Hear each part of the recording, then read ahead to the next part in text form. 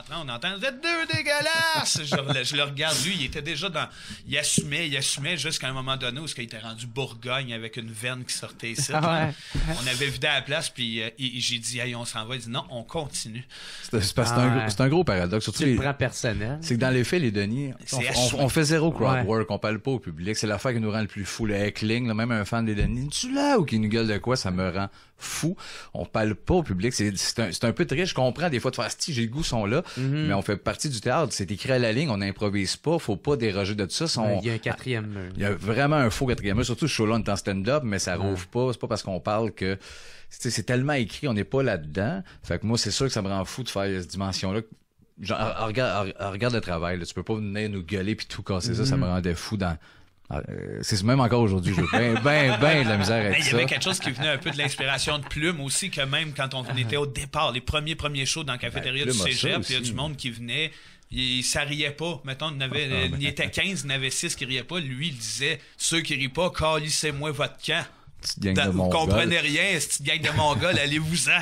Non, mais je pense que Plume vit la même chose aussi, justement, parce que, avec ce qu'il propose comme patente, t'as ben des sous-longs, mais Plume, tabarnak, en arrière, puis Plume, c'est des tunes qui aiment le plus, c'est des affaires comme Faux Dieu, des tunes, c'est un poète, là, c'est pas le rocker décaissé, il boit pas tant de bière, le gang, là, tu sais. Il y a comme une dimension de jeu que c'est un peu ça, nous autres. Si on propose une image très style et Denis, ça va voler, mais on est pas mal plus des auteurs qui présentent de quoi, puis on est dans, ok, parfait, puis on est avant le show, style respiration, on est à jeun, on n'est pas sur le party, tu sais, il y a tout ça. On propose de quoi qui a l'air beaucoup plus déconnecté et party que ce qu'on est, t'sais.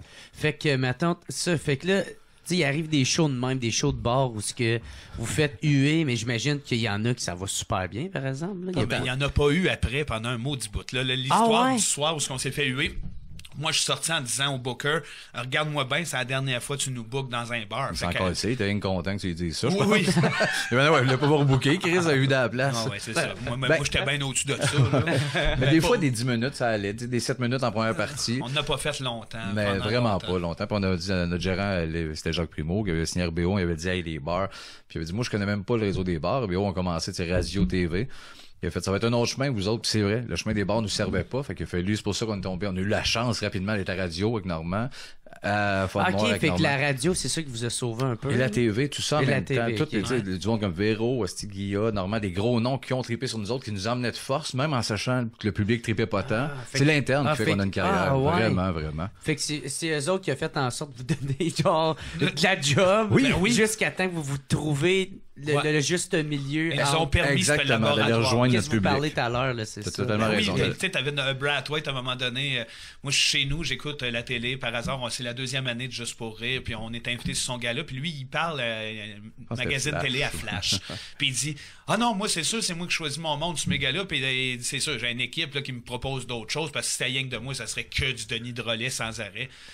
C'est l'année qu'on s'est fait tuer dans son gala. Ah ouais. Fait qu'il y avait tout ce paradoxe-là, ce qu'on sentait, l'interne de faire. Le public veut pas ça, mais oui, vous devriez, il y a une place pour ça. Il y avait des méga producteurs télé, là, des Guy Latraverse, t'avais José Fortier qui faisait La Petite Vie. Tout ce monde-là nous disait, c'est malade, on capote. Puis quand on arrivait devant le monde... C'est une chance que vous aviez ce backup-là, par exemple. Tu sais, parce que le public était vraiment pas là. Il voulait pas ça. Fait que c'était fait que ça nous a permis, la télé, d'aller rejoindre assez de monde, sans être beaucoup. C'est encore ça, après 20 ans de carrière, on vend moins de tickets que des gens de la relève. Là, je pense que genre les grandes crues vendent plus de billets que nous autres. Ils sont bonnes, c'est pas ça, mais je parle par rapport à 20 ans. On a notre bassin grossit toujours un peu.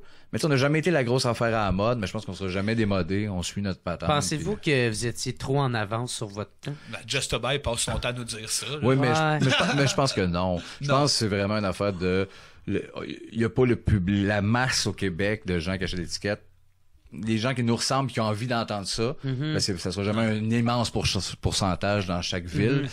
Non, de toute façon, tant que la vie va être plus folle que les Denis Drolet, les gens viendront pas combler ce manque-là chez nous. Je veux dire, quand il y a ceux qui ont besoin de voir les Denis Drolet aiment ce niveau-là de folie, les autres vivent cette folie-là au quotidien, ils ont peut-être pas besoin de venir passer 2 heures de plus là-dedans.